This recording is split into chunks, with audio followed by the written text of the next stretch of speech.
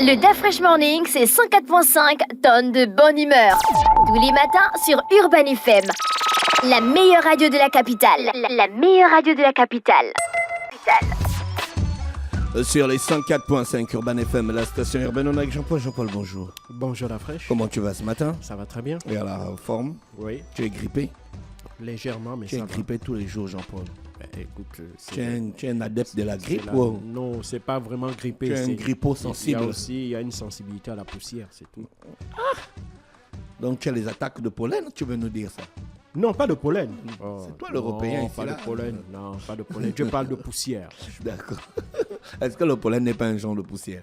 Non, ça se diffuse comme de la poussière, mais ça, Voilà. c'est pas de la poussière. L'actualité internationale nous emmène nous ce matin, On Jean-Paul. va aller au Sénégal pour parler de l'annonce faite par le président Macky Sall, mettant ainsi un terme au suspense, le suspense qui tenait en haleine, si tu veux, aussi bien la population sénégalaise que tous les observateurs politiques de ce pays-là.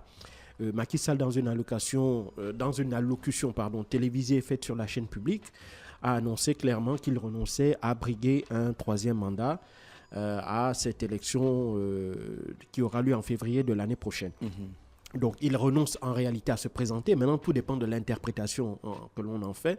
Pour les opposants, il s'agissait évidemment d'un troisième mandat, mais pour Macky Sall, il ne s'agissait pas d'un troisième mandat, il s'agissait d'un deuxième mandat de quinquennat qui suivait donc la modification de la Constitution qui était intervenue en 2016. Qui était tout à fait légal.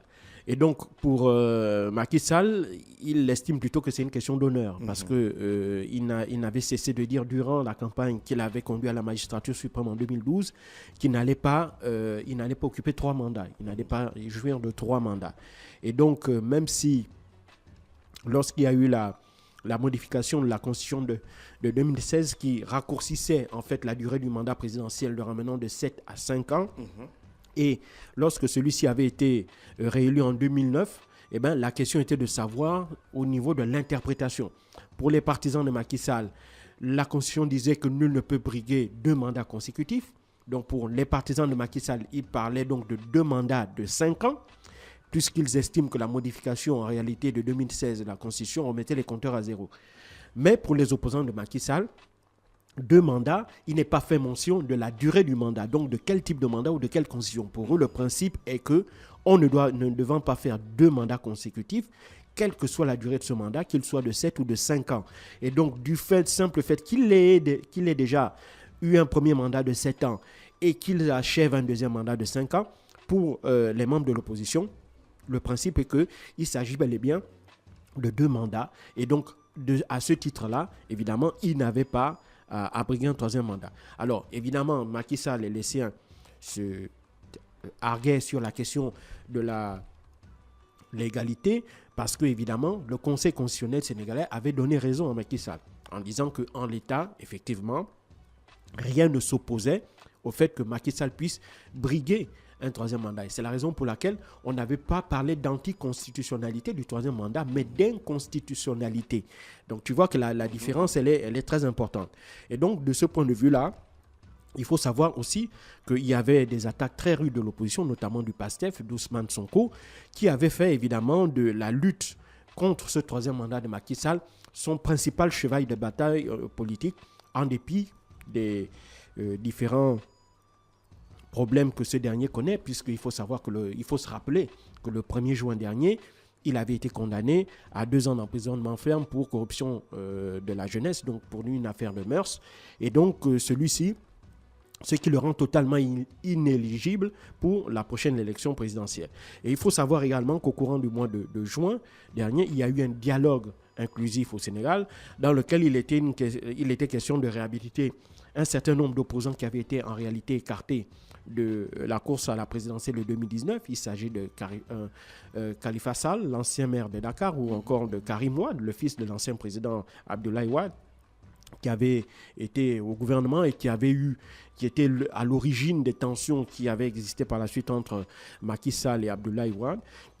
Ce dernier vivant actuellement à Dubaï, souhaite rentrer au Sénégal pour participer, si tu veux, à la vie politique de son pays. Donc, dans ce dialogue-là, la question était de savoir que comment est-ce qu'il fallait en quelque sorte modifier la Constitution et modifier le code électoral pour tenir compte de ces réalités-là.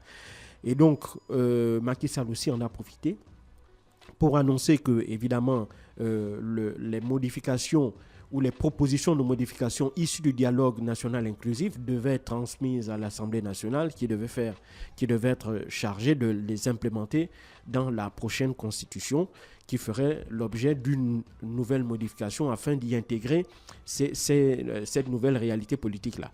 Et donc, pour lui, comme je l'ai dit, il estime donc qu'il est plus important pour lui en tant qu'individu, en tant qu'Africain, de se conformer non pas à la parole politique, mais à la parole d'honneur. Et donc, comme il considère qu'il avait toujours dit qu'il ne briguerait pas, il ne ferait pas plus de 2 mandats, et donc pour lui, il a tenu à ce que sa parole soit respectée. Alors, la question maintenant qui se pose, c'est de savoir que va-t-il se passer avec la coalition présidentielle Benno Bokk Yakaar. Il faut savoir que cette dernière, même si elle dispose d'une majorité relative à l'Assemblée nationale, il ne faut pas oublier que celle-ci a perdu sa majorité sur les 165 députés que compte l'Assemblée nationale sénégalaise. La majorité de Macky Sall comptait 125 députés. Et donc, lors des dernières élections législatives, le nombre de députés est passé de 125 à 85, à 86. Et donc, ils ont une majorité relative. Et donc, il faut aussi rapidement trouver un dauphin qui serait en capacité à la fois de maintenir la cohésion de cette majorité présidentielle et d'aller briguer et remporter la prochaine élection présidentielle de 2024. C'est ce qui fait craindre justement les opposants de Macky Sall, parce qu'ils estiment que d'abord, en se servant du dialogue inclusif dans lequel le PASTEF n'a pas été invité, le parti d'Ousmane Sonko, c'est une stratégie à la fois pour essayer de réhabiliter un certain nombre de candidats, même si on sait qu'ils sont opposants, mais qui n'ont pas, aux yeux des partisans d'Ousmane Sonko, la même légitimité que ce dernier. C'est une manière voilée, en réalité, que Macky Sall tenterait de mettre en place pour à la fois discréditer Ousmane Sonko, qui est son principal adversaire politique, et en se retirant de la course à la présidentielle, il permet en quelque sorte de justifier le fait que Ousmane Sonko ne puisse pas briguer à la prochaine élection présidentielle. Donc, pour les opposants de Macky Sall, les partisans d'Ousmane Sonko, c'est en réalité une stratégie que Macky Sall met en place en se disant, bon, moi je vais me sacrifier, mais tout en bloquant aussi, si tu veux, l'accès à la magistrature suprême de Ousmane Sonko, tout en misant sur le fait que le candidat qu'il pourrait placer lors de la prochaine élection serait en capacité de remporter face à Karim Wade ou à Khalifa Sall ou à tout autre candidat qui pourrait être issu de l'opposition. Donc c'est un peu ça pour les opposants, pour les partisans du PASTEF, pour les partisans d'Ousmane Sonko, la lecture qu'ils font du renoncement annoncé par Macky Sall hier à briguer un 3e mandat. Évidemment, au niveau régional et au niveau international, il y a eu beaucoup de réactions. Mahamadou Issoufou, l'ancien président nigérien, qui avait aussi fait 2 mandats et qui avait pacifiquement remis le pouvoir à l'actuel président nigérien Mohamed Bazoum, a salué de 2 mains cette décision de Macky Sall, expliquant... il s'appelle comment Mahamadou Issoufou. C'est lui qui a passé le... Il y avait un avant lui qui avait dit qu'il ne devait pas faire un 3e mandat et puis il l'avait fait. C'était Mamadou Tandja, oui, mais qui avait été renversé ensuite par un coup d'État. Il y avait une transition et c'est la transition qui avait permis à Mahamadou Issoufou d'arriver au pouvoir et de faire 2 mandats de 5 ans. À l'issue de celui-là, même si Mahamadou Issoufou aussi avait modifié la Constitution, mais il avait décidé de respecter cette parole-là parce qu'il savait également ce que le précédent avait...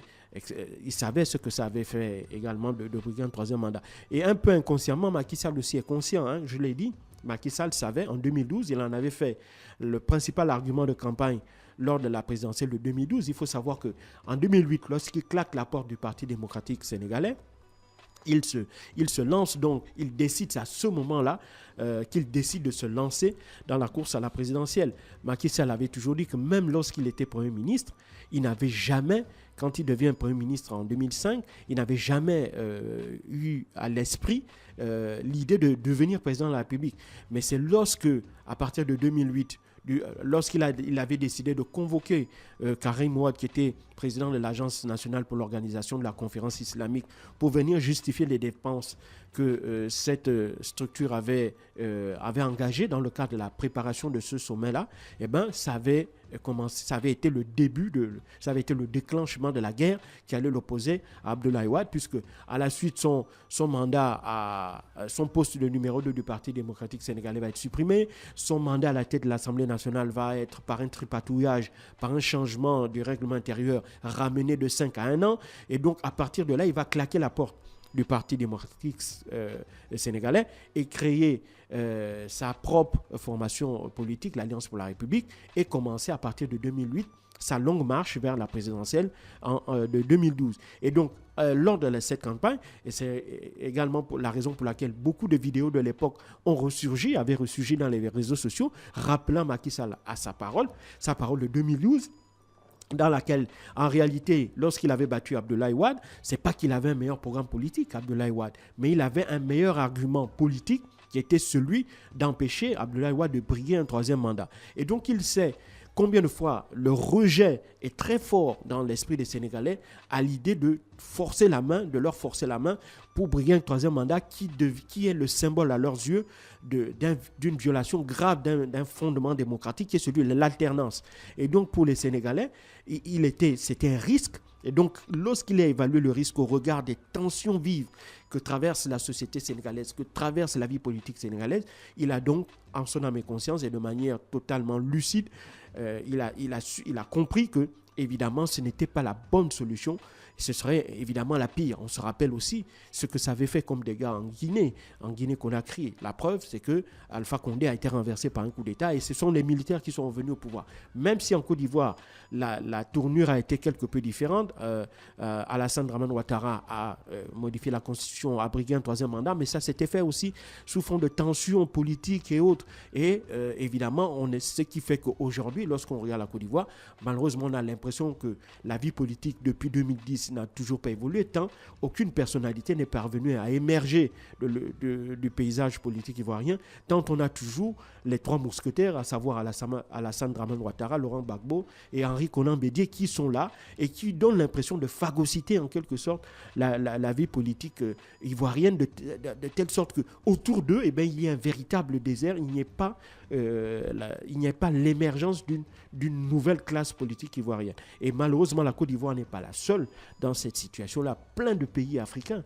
sont dans cette situation, et même le Sénégal du côté de la majorité présidentielle, puisque jusqu'à présent, Macky Sall n'avait jamais donné l'impression qu'il allait faire monter ou émerger une personnalité de son bord politique ou de sa majorité présidentielle pour le préparer à briguer cette campagne. Maintenant, il lui reste 8 mois, à charge à lui de se trouver un dauphin, à charge à lui aussi d'apaiser la tension politique, notamment en ce qui concerne la probable candidature ou non d'Ousmane Sonko. Ousmane Sonko avait agi très intelligemment en se déclarant bien avant le début du jugement des affaires qui le lient à la justice, pour lesquelles il est à la justice. Il avait eu très intelligemment l'idée d'annoncer prématurément sa candidature à l'élection présidentielle 2024 pour mettre la pression au pouvoir sénégalais. Et cette pression-là, évidemment, avec la condamnation dont il fait l'objet, on pensait...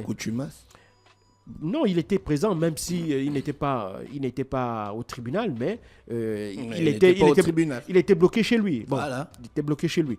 Mais ce qui est clair, c'est que le gouvernement a pris un premier pari, c'était de condamner Ousmane Sonko.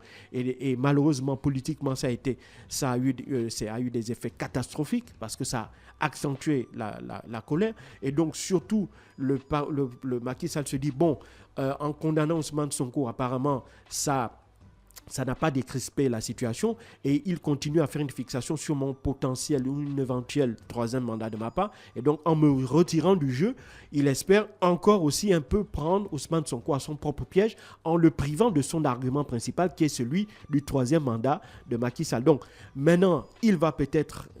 Et là, on va voir ce que ça va donner en termes de stratégie. Mais ce qui est clair, c'est que la situation, même si On espère qu'avec cette renonciation à un troisième mandat de Macky Sall, les choses vont s'apaiser. Mais il est clair que le dialogue politique, ou si tu veux, le consensus politique qui concerne les prochaines élections présidentielles de février dernier est encore loin. Février prochain sont loin d'être atteints et par conséquent, les hommes politiques sénégalais ont encore beaucoup de travail dans ce sens-là. Merci Jean-Paul avec nous ce matin sur les 104.5 qui revenaient sur l'actualité internationale. Restez connectés. Le DAF Morning, c'est 104.5 tonnes de bonne humeur. Tous les matins sur Urban FM. La meilleure radio de la capitale. La meilleure radio de la capitale.